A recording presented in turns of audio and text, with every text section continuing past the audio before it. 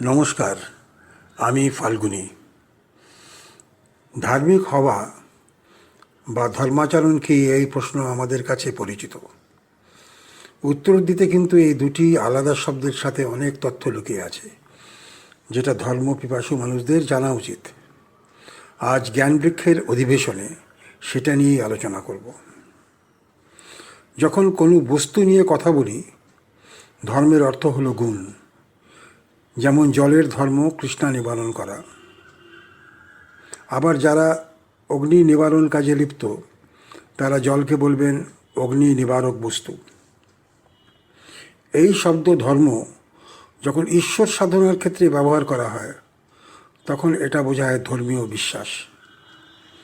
এই বিশ্বাসকে বাস্তবায়ন বা দৃশ্যমান করতে মানুষ নানা রকম আচরণ করেন। যেমন মন্দিরে গিয়ে ঘণ্টা বাজান, গানের সময় কীর্তনের সময় হাততালি দেন।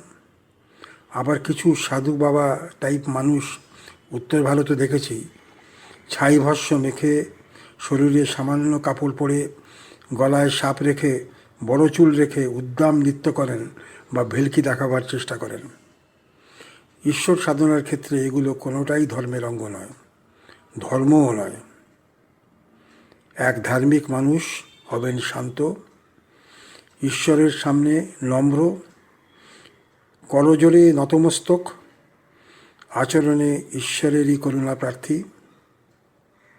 ধর্ম হল ঈশ্বরের করুণা প্রাপ্তির উদ্দেশ্যে শান্ত পরিবেশে ঈশ্বর সাধনার পথপ্রদর্শক এবং একটি ঈশ্বর বিশ্বাসের পথ। ধর্মপথ চয়ন একটি ব্যক্তিগত বিশ্বাস, কিন্তু সবই ঈশ্বর সাধনা বা ঈশ্বর প্রাপ্তির পথের প্রদর্শক। যারা এটা বিশ্বাস করেন তারা ধার্মিক হতে পারেন। তারা এটা অনুভব করেন ঈশ্বর সর্বশক্তিমান, সুতরাং তারা নাস্তিক নন। তবে এই বিশ্বাসই ঈশ্বর প্রাপ্তির জন্য যথেষ্ট নয়, কারণ এটা একটা বিধি মাত্র বা ভিত্তি। মানুষ কিভাবে ধার্মিক বিশ্বাসকে জীবনের প্রতিটি ক্ষেত্রে অবলম্বন করছেন, তার কর্মে, দায়িত্ব পালনে, সেটাই নির্ভর করে তিনি কীরকম সাধনা করছেন বা ঈশ্বর প্রাপ্তির সঠিক পথে যাত্রী কিনা। গীতার শিক্ষায় প্রথমেই বলা আছে, দায়িত্ব পালন ও কর্ম আমাদের করতেই হবে। কর্মফলই বিচার করবে আমি ধর্মের ভিত্তি অনুসরণ করে ঈশ্বর প্রদত্ত সুযোগের সদ্ব্যবহার করছি কিনা। সুতরাং ধর্মাচরণই ঈশ্বর সাধনার পথ, শুধু ধর্মে বিশ্বাস থাকলে চলবে না। এক ধার্মিক মানুষ সকালে ঈশ্বরের বিধিমতো পুজো করে সারাদিন যদি অসৎ কাজ করেন, তাহলে তার কর্মফলে পূর্ণ হলো না, এবং তাকে কর্মফল তো ভোগ করতেই হবে, এবং তার ইচ্ছে সত্ত্বেও সে ঈশ্বরের করুণা প্রাপ্তি থেকে বঞ্চিত হবেন। ঠিক সেই রকম যারা নিয়মিত মন্দিরে আসা সত্ত্বেও সারাদিন তার কর্মে অসুরি গুণ নিয়ে ভরিয়ে দেন এবং সেইভাবেই জীবনটা নির্বাহ করেন, তার মন্দিরে এসে ভক্তি প্রদর্শন কোনো কাজেরই নয়।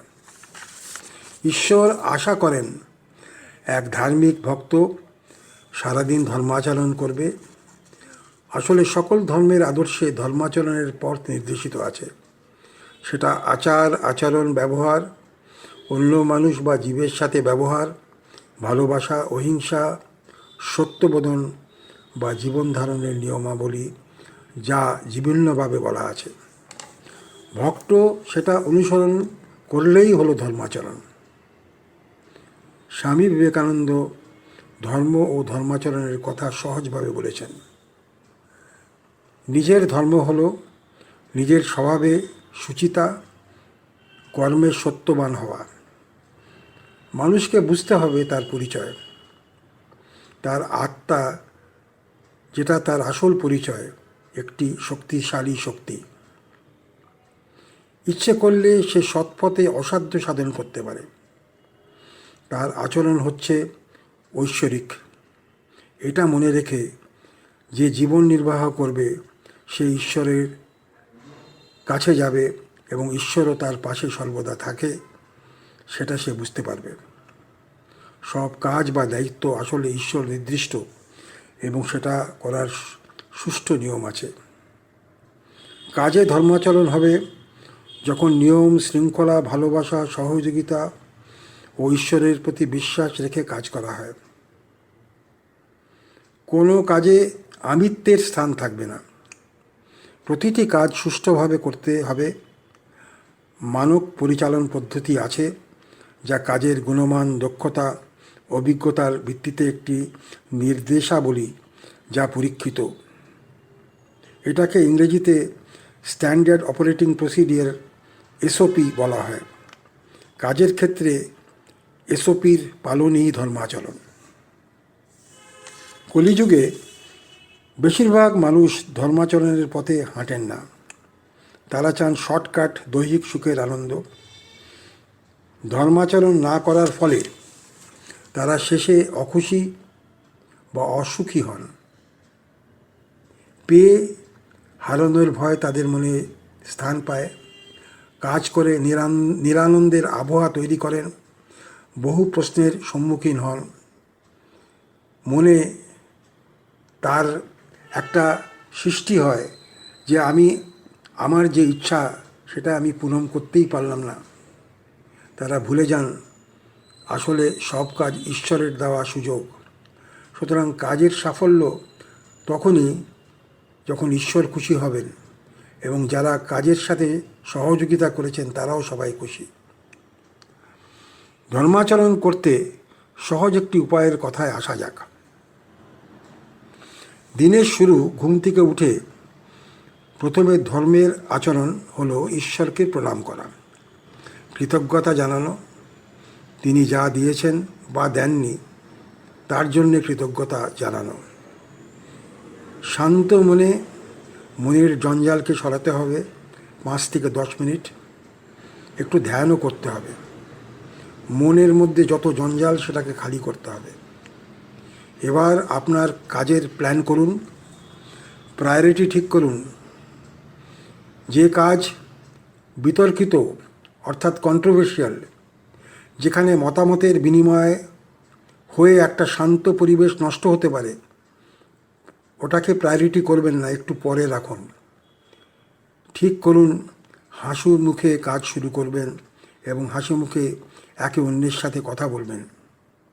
এবার ঈশ্বরকে প্রণাম করে কাজ শুরু করুন। এখানে একটা বাড়তি সুযোগ ঈশ্বর দিয়েছেন ধর্মাচরণের সাহায্যার্থে।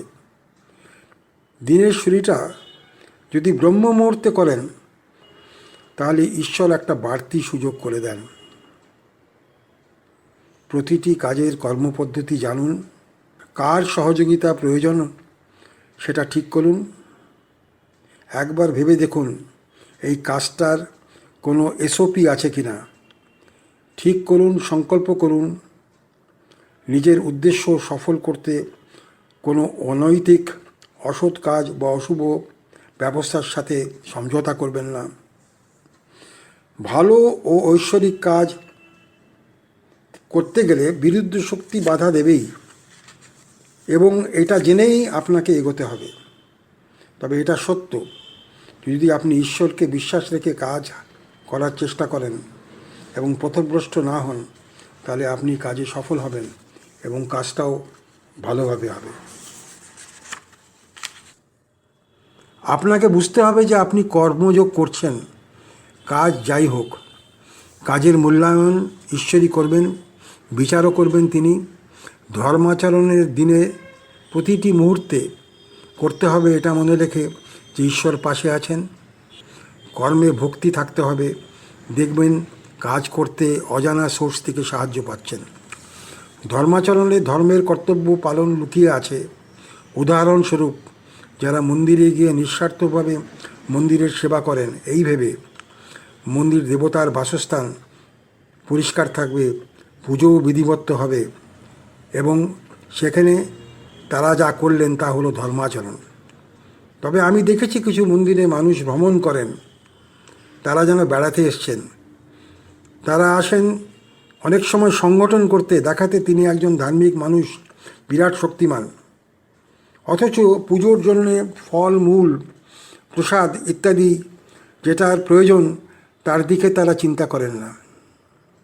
সব কিছু করেও তারা কিন্তু ধর্মাচরণ করছেন না। মন্দির ঈশ্বরের ঘর, কারো নিজের প্রপার্টি না। জেনে রাখুন, যদি ধর্মাচরণ করতে হয় তাহলে দেবতার পুজোর জায়গায় প্রতিটি কাজ হবে দেবতার জন্যে।